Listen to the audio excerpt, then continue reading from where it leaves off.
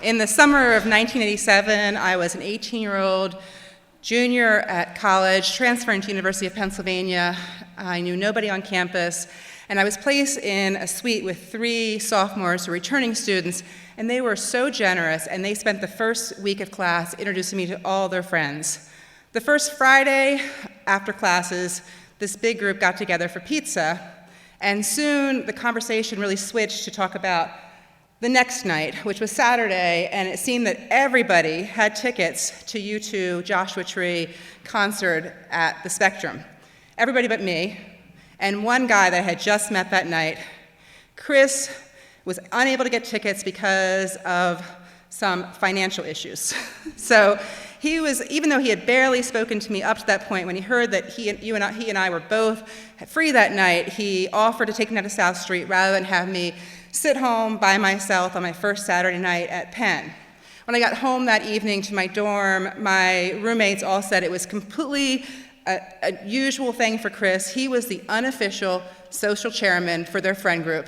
And as tonight's pre-party went for this, he continues to be the unofficial party manager for our family.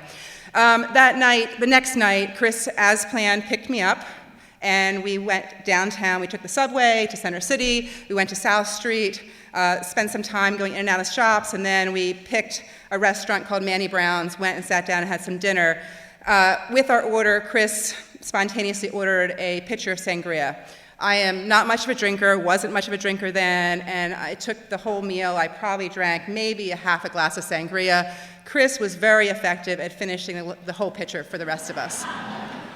When we left that restaurant, I think Chris was the first to realize that even a half a glass of sangria was way too much for me.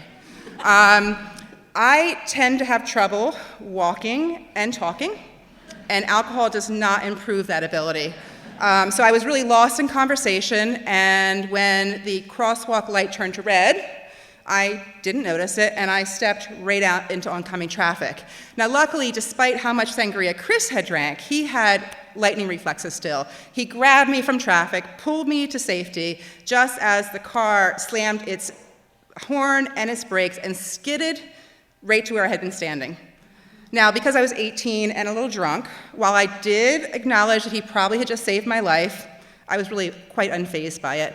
And we continued on, and within a half a block, we were enjoying ice cream and traveling the rest of the way to Penn's Landing. When we got to Penn's Landing, the original plan was we were going to take public transportation back to West Philadelphia, but the weather was phenomenal, and so we decided instead that we were going to walk the 3.5 miles back to West Philly, which gave us another maybe 2 hours to get to know each other. When we finally made it back to my dorm, Chris gave me just sort of a friendly side hug and a pat on the shoulder, and I said, "Thank you so much for a nice night," and we parted ways. And when I got up to my dorm that night, I remember having a lot of mixed emotions. I was really happy that I had spent a lovely evening getting to know somebody, but I really did know that he did it just to be a nice, friendly guy, and I was a little embarrassed and a little bit sad because I was surprised I had completely fallen for him. So the next day, I was kind of surprised when he showed up at my dorm and asked me to share dinner with him. And we grabbed dinner, and while we sat on the park bench, his tone changed. He got very serious. He said, "I think we have a problem, Stephanie." And my heart sank. I was like, oh my gosh, how did he know that I had fallen for him? And I was embarrassed, and my cheeks flushed, and for some reason, I actually kept quiet and let him finish the story. And he said, "My roommate, Paul, really likes you, and he wants to ask you out. And I don't want him to ask you out, because after last night, I feel like we were meant to be together." So when I look back and try to remember the details of our walk back, it's a very foggy memory, and it's not because it's been 30 years now. It's because when I look back at that memory, it's stamped with so many future memories of all the things that we did in Philadelphia when we lived there. You know, how did we walk past Magnolia Street Cafe with the Mardi Gras beads hanging from the tree and not realize that we were going to celebrate so many birthdays there together?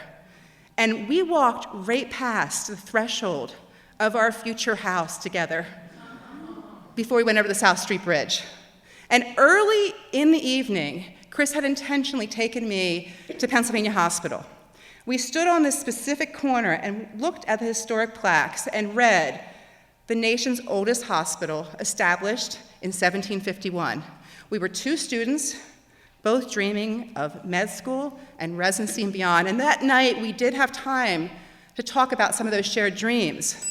And then as we went on further in the next weeks and months, we talked about all the other secret dreams that we had. Would we have been standing there that night had Chris had enough money to buy U2 tickets?